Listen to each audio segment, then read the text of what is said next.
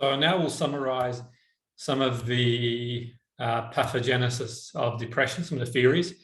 So the tutorial is educational purposes only. The tutorial is not designed as a diagnostic or to treat anyone, to make any recommendations, known as employee techniques or education as part of a treatment plan. Tutorial is educational purposes only. So let's sort of explore the pathogenesis of depression with the theories. We touched on genetic approach, the heritability of depression, specific associated genes. We look at, for example, twin studies.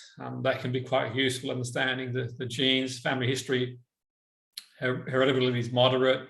So environment is a big factor. Major life stresses like breakups or and they may interact, say, genetic vulnerabilities. You've got this sort of genes environment. So you can see from like twin studies where one person has a divorce and then goes on to get depression, and one person doesn't have, and they don't. So this sort of an example. So obviously you've got genes environment. You've got the monoamine deficiency hypothesis, which is by Schildkraut in 1965, the depletion of monoamine transmitters in the brain.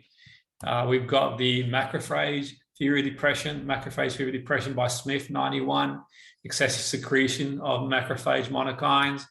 You've got the cytokine hypothesis of depression. So the cytokine hypothesis of depression by Scheifers et al. 205, and they talked about psychoneuroimmunology, neural immune interaction, inflammation and processes, elevated levels of pro-inflammatory cytokines. You've got the hypothalamic pituitary cortisol hypothesis by Bellmaker and Agim, 208. That's alteration in cortisol response.